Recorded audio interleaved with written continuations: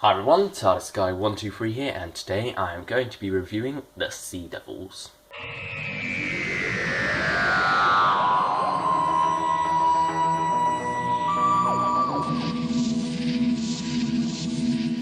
20 years ago today, or 20 years ago yesterday, depending on when I'm able to get this out, John Pertwee sadly passed away on the 20th of May 1996, and obviously this review wasn't really planned to go out on this exact day when I was sorting through everything. It just so happens that when I came to finalise the schedule and whatnot, it happened to fall on this date, and I thought, well, that's rather fitting. It would be rather nice to do this in his memory and to celebrate his life, I guess. Almost to celebrate that date, but you know, that's not what you do. You commemorate the day that he died, and on that day you also celebrate his life, and this is what I intend to do with this review, with, I'd say, one of my favourite of his stories. But you know, the Third Doctor era had so many great stories that's really hard to pick a single few favourites. You know, I think about probably half I really do love, because there is a lot of good stuff coming out of this era. So a little bit of background information on this story. It was commissioned as a sequel to the Silurians, which had gone out during John Pertwee's first run of episodes, and it's written by the same writer, Malcolm Hulke, and follows similar plot points with basically the Sea Devils in place of the Silurians. It was originally titled the Sea Silurians, but changed to Sea Devils because that sounds a lot more menacing and slightly more interesting. And obviously it's got the inclusion of the Master this time, following his capture in the Demons. This is his return after that. So after 5 stories with the Master in a row, they decided that was a bit too much. They thought whittling it down to 1 or 2 per season would be better in the future, and that's why we have 2-episode break from him with Day of the Daleks and Curse of Peladon, and now his return in the Sea Devils. And also the story was made with the help of the Navy, and obviously John Pertwee had quite strong ties with the Navy. He'd served with them for about 4 or 5 years, I believe, during the Second World War, and then went on to do the the radio show The Navy Lark for many years after that, where he sort of like found fame as a comedian before becoming the Doctor. And yeah, let's go on to how this is presented now. It's available on DVD as part of, as you can see, the Beneath the Surface set. Taking that away, you can see what's going on there, and it also features Doctor and the Silurians and Warriors of the Deep. Taking that away now, you can see the cover right there. You have Sea Devil in front and centre, with the Doctor and the Master either side, and then some Sea Devils emerging from the sea at the bottom there. Flipping onto the spine now, you can see what's going on there. Looking at the rear now, you can see pictures up at the top there, you know, standard stuff, you know how this goes by now. And then you have your special features. Not too many, because it is a 6-part story on a 1-disc set, and you can see that disc right there. And there is the front of the booklet. I'll take that out to give you a better look. Mine is a little bit bent, as you can see there, if I can get that heading straight on. But yeah, I think you can probably see what I'm talking about. It does have a little bend in it. Not sure how that's happened, but it's not too bothersome. There is what's inside, and there on the back is some more images and chapter points. We should of course start off by talking about John Pertwee as the Doctor, and he is as magnificent as ever in this story. He has many wonderful moments. You know, you have those little bits where he has this wonderful double act with Captain Hart. I can't remember the actor's name, but they do get along very well, and there is some tensions at first, but it's nice how that smooths out later. And of course you have that wonderful line where it's just like, Horatio Nelson was a personal friend of mine, and he just walks out, and then Captain Hart's reaction is just like, fellow's as mad as a hatter. And well, yes, that's questionable, but you know, it's just funny lines like that. And then also his wonderful relationship with the Master here, where they're almost friends but not quite, because obviously the Master's a pretty bad chap and likes to kill people. And then you've got the wonderful action sequences as well. You have the sword fight between the two of them, which, you know, John Pertwee loved all that stuff, and he is the most action-packed of the Doctors.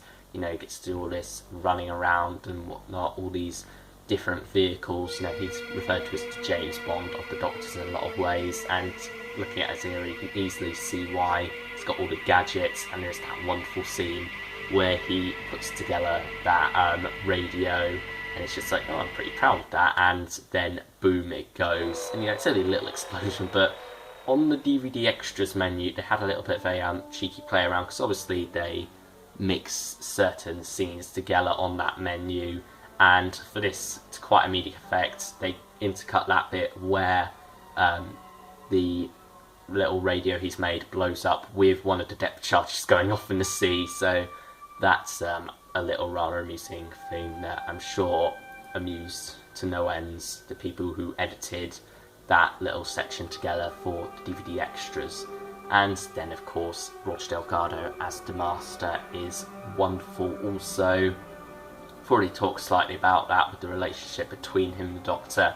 And he just works so well as a villain, because you almost want him to be good, but then if he was good, he wouldn't be quite as enjoyable, because you love that suave nature he has when he's going around doing bad things, and it's sort of like sneaks into the naval base dressed up as a naval officer, and, you know, he sort of has a bit of a rapport going with Trenchard, I believe the name was, the guy who's obviously running the prison, and he's sort of manipulated to his own ends, and they sort of have a bit of a rapport going. But he says, you know, he's nice to talk to once in a while, but his conversation's rather limited.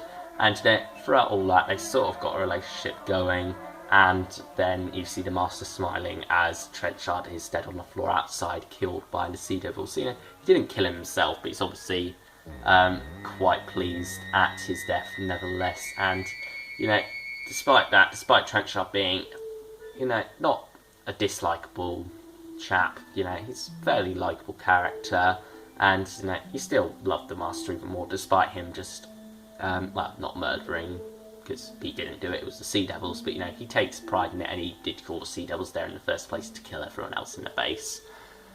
So, you know, all that wonderful stuff. Then obviously he has to team up with the Doctor in the end, where he gets a bit too deep, no pun intended, with the Sea Devils, and then ends up getting betrayed by them, and they get locked up, and together they have to escape the cell and escape the Sea Devils base as well before it blows up.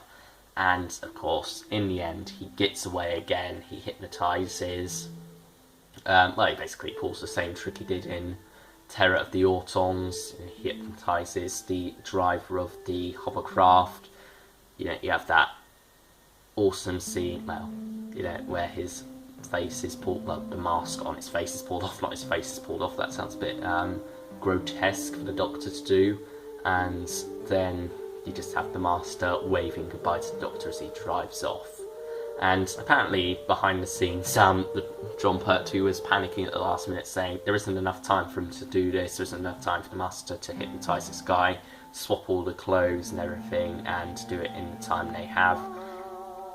Did he kind of have a point? Probably, but Terence Slick said, no, it's okay, we'll leave it in there, no one will notice, and to be honest, no one has. And so, looking back, it's only really because I watched that special feature and heard Terence Sticks tell that anecdote that I do notice. But even then, it doesn't really bother me that much. You know, he's a Time Lord. He can get away with stuff like that, time not adding up. You know, it's fine. So yeah, and then obviously, finally, we have that wonderful scene where Trenchard walks in on him watching the clangers, and the Master makes this joke about them being extraterrestrial life forms. You know, he's plainly joking. And then Trenchard's like, oh, it's not real, you know, it's just for kids, you know, puppets and whatnot. And then the Master's just like, oh. And then he's sort of like, and Trenchard's not looking, he has that sigh on his face where he's just like, he's tried to make a joke and it's utterly failed, and he's not very pleased by that. So yeah, nice little cameo for the clangers in there.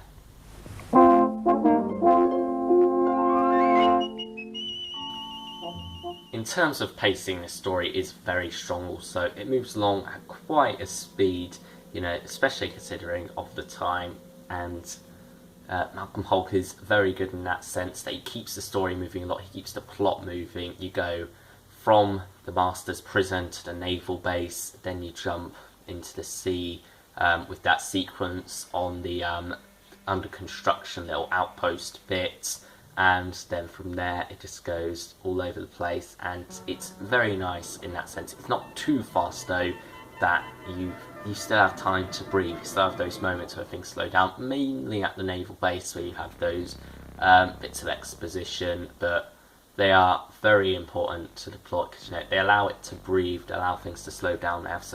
They inject some humour in there as well, such as when the Doctor nicks Joe's sandwiches, and all that great stuff really.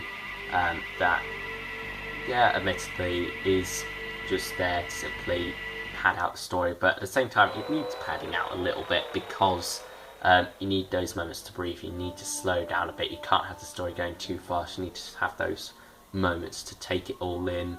And it's nice how the story sort of like starts off with two separate plots. In a way, you have the mysteries of the disappearances, and you also have them visiting the Master in prison and what he's up to, and then of course they tie together around part 3, and then that pushes the plot forward till the end in part 6. And there's quite a few action sequences as well, very well directed by Michael Bryant, I believe, was the director on this one. I'm pretty sure I'm right, but don't quote me. But yeah, whoever it was did a very good job on the action sequences. Of course, Havoc was involved as well, the stunt agency, and it was their last involvement in Doctor Who as a team because of different reasons. The group split up and whatnot, and many of them went on to work for Doctor Who individually from there on. But at the same time, the Havoc stunt agency was gone after this one, and they're quite a good last hurrah really. There's some quite good action scenes in there, and it's all guns blazing really, and you can definitely see that it had the help of the Navy, because you have all those troops now. You have a much larger scale than you probably would have on a normal BBC budget. You have the Sea Devils as well. The Sea Devil costumes are very well designed also, they're sort of charging in. And also, another thing that I'd like to note about Malcolm Hulke and what makes him a very good writer is that he also injects a little bit of character into some of the side characters as well. The characters who don't amount to much, usually in sort of like, if it had been a 4-parter per se, they would have been cut out probably. And some would probably see it as padding, but I see it as quite nice that the people on the in the submarine, they get quite a good amount of time to develop as characters. It's sort of like the commander and whatnot. You have those sequences where the Doctor, Joe, the Master, none of those major players really in sight, and yet you get these quite interesting characters going along in the background there as the Sea Devil attacks, and they work their own way out of things. They're not really reliant on the Doctor. They sort of like find out a way sort of like to trick the Sea Devil into getting them out of there. One of them decides not to resist the Sea Devils at first, sort of like the captain of the submarine decides not to resist them at first because he wants to find out where their base is. He wants to work that out. It's some very clever stuff as well. They're not sort of like treated as just side characters simply to move on the plot. They do have their own individual things going on there, which don't amount to much overall in the overall context of the story. You could probably get away without that, but at the same time it is quite nice to have that little bit of humanity injected into there, just to show that the Doctor's not the only one who's moving things a lot, and he's not the only one who's getting in on the action. Other characters do get involved as well, and this really is a team effort to push them through to the end there. In terms of originality, however, this story isn't very original, to be honest. It is very much the Silurians in a lot of ways. It follows a lot of those same story beats really, and sort of like got these creatures awakening and then attacking Man. Man tries to make peace, or the Doctor tries to convince Man to make peace. There seems to be a bit of a glimmer of hope there. Then that is shot away by Man attacking, and then ultimately things go downhill from there. And a lot of the story beats are very similar. There are quite a few differences as well. Obviously, you've got the master injected here to act as a catalyst to stir up more of the tensions between the Sea Devils and the Silurians. And even more so, at first, the Sea Devils are much more aggressive than the Silurians were at first, it seems. And, you know, you don't sort of like have a subplot going on there of two Sea Devil, sort of like a Sea Devil power struggle that you had in the original Silurians, and that would later crop up in Hungry Earth and Cold Blood.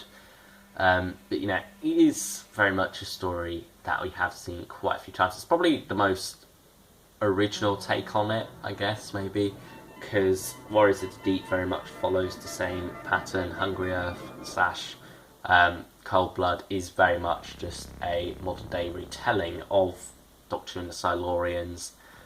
So I guess this is the most unique, and it is written by the same writer. You know, it doesn't really bother me too much that it follows a lot of the same beats. You know, maybe it does follow some people that is kind of the same story, but I think it's different enough. I think it's got enough differences that it is still quite good. And obviously locations as well, visually it is very different. And out at sea and whatnot, you have no involvement of unit this time, you have the Navy instead. You know, it sort of like serves the same purpose, I guess, but you know, there's these little differences that do help to push that along to make it different. And you know, ultimately, I would say Sea Devils is probably equal to Doctor and Silurians in my view. Not sort of like preferable to one of them. I quite like both of them really, and you know, I kind of like the more harder edge of Doctor Who and the Silurians, sort of like that harder edge that came with season 7. But at the same time, this one does have its redeeming qualities as well. Obviously, you got the Master in this one, which helps a lot. And you know, it's just they are two very similar stories in some ways, but very different in others.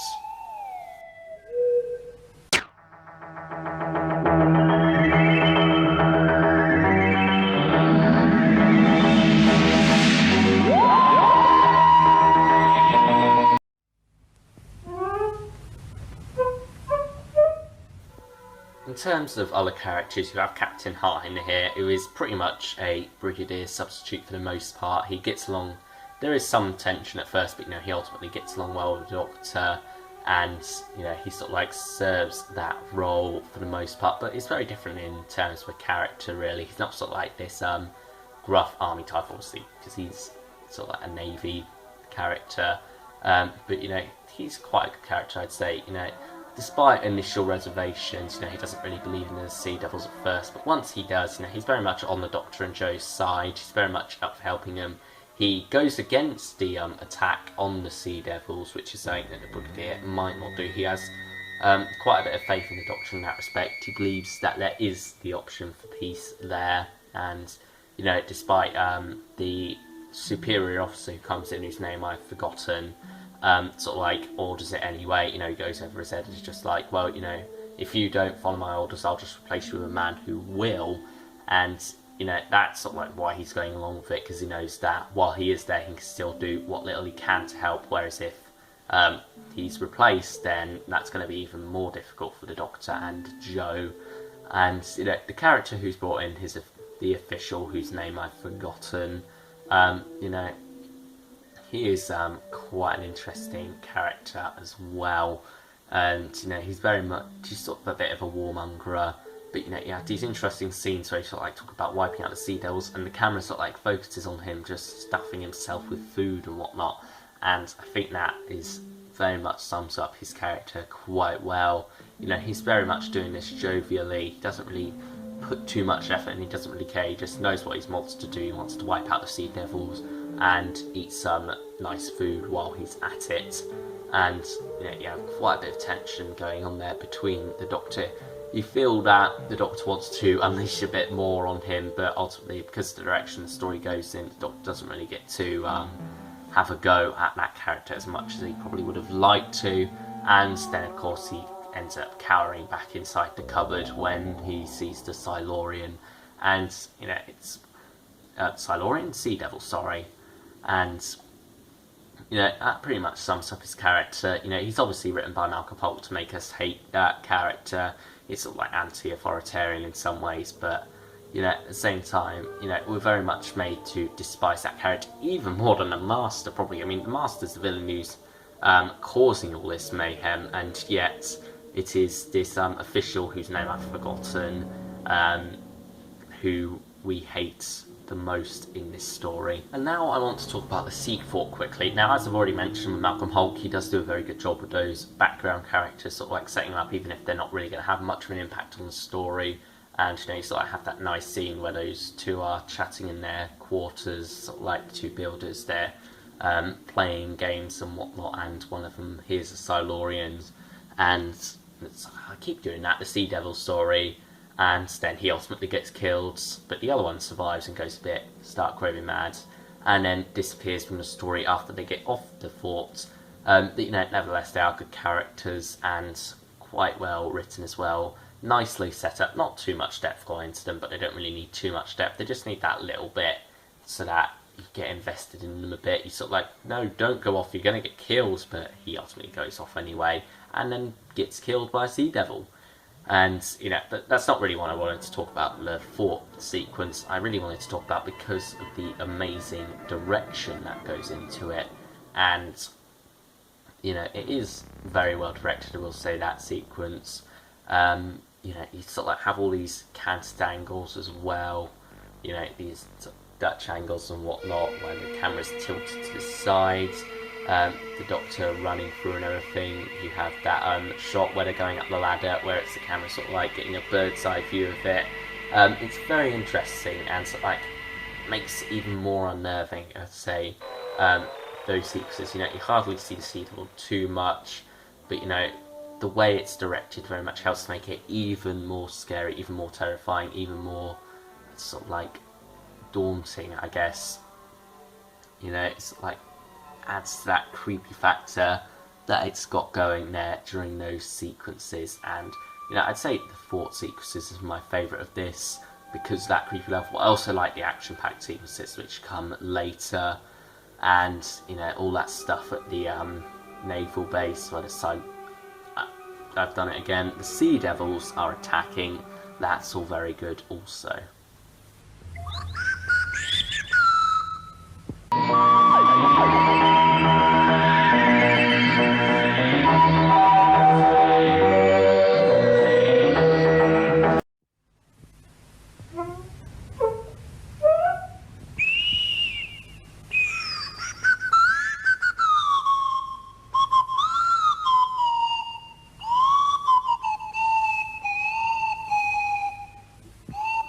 And now quickly to mention Katie Manning in this, who pretty much plays the typical companion role in Jo Grant. She's sort of helping out the Doctor as best she can. She's very much supporting him when he's not there. She's sort of like providing his voice when he's not in the room, really. He's sort of like speaking the words that he would say. Sort of like when they're talking about attacking the Sea Devils and whatnot, Jo Grant's just like, you can't do that, the Doctor wouldn't want you to do that, you need to stop this, Captain Hart and whatnot. You have all that great stuff, and also she's quite helpful as well. She helps the Doctor get out of the little trap that the Masters set him in the prison. She helps him break out of that by going down on the ground, and then the Doctor sort of like headbutts the guard. The guard falls backwards, trips over Jo and whatnot. That's very good stuff. It's pretty much standard Jo stuff, really, and that's why we love Jo, really, for things like that, where she's sort of like carrying the Doctor's voice when he's not there, and all that great stuff that's going on, and also sort of like the humour that goes on between them. Obviously, as I've already mentioned, the sandwich scene where she sort of like gets these sandwiches brought in for her, and the Doctor's like, it's not time to eat, and then he starts eating himself, and sort of like offers one to everyone else, and then when it finally gets around to Jo, there's none left. So, just moments like that really do make some scenes worthwhile, really. And just Jo is a fantastic character, works very well as a companion to the Third Doctor, and they have such a wonderful rapport going, and I think this story is one of the ones that shows that quite well, really. To conclude, I'd say this is a very strong story, and quite interesting that it is the only modern day, well, contemporary Earth story of the Third Doctor that doesn't feature units really, and you know, it's like substitutes that out for the Navy, of course, and because of that you can see that Jon Pertwee is enjoying this one even more now, even more than usual, because he's sort of like returning to those Navy roots. And I think a lot of the production team have been involved in the Navy. Barry Letts, you know, I think it's got that air of fun about it really. You can tell that the cast are enjoying it a lot, but at the same time, you know, it is very serious in some ways also, and quite just a very enjoyable story really, that shows the Third Doctor at his best really. This is right in the middle of his era really, you know, and it's just a showcase of Jon Pertwee's amazing acting skills and his amazing skills as the Doctor. So overall I'd give this one a 9 out of 10, to be honest. It is a very, very good story. Very well written by Malcolm Holt, who's one of my favourite Doctor Who writers, so you know, there you go. And I'd very much recommend picking up the Beneath the Surface set with this in, because I mean, it goes for quite cheap really on Amazon and whatnot, and you get 3 stories in it, and 2 of them are very strong. And of course, talk about these 2 here. This one, well, I'll probably review that at some point. You can find out what I think of that one. But you know, you get quite a lot of episodes in this as well. Let's see, that's 7, 6, so 13, add another 4. You have, what's that, 17 episodes altogether in this. So you get quite a lot worth for your money. 4 discs. I'd say this box set is very much worthwhile picking up and looking into. If you haven't got it already, I'm sure most of you probably already have, because, well, it's just very good value for money.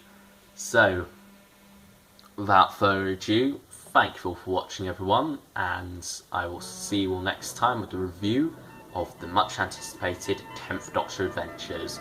But until then, bye everyone, and go on and enjoy some more Pertwee. This is our planet. The humans will never make peace with you. What idiot ordered an all-out attack? You have just made them angry. Very, very angry.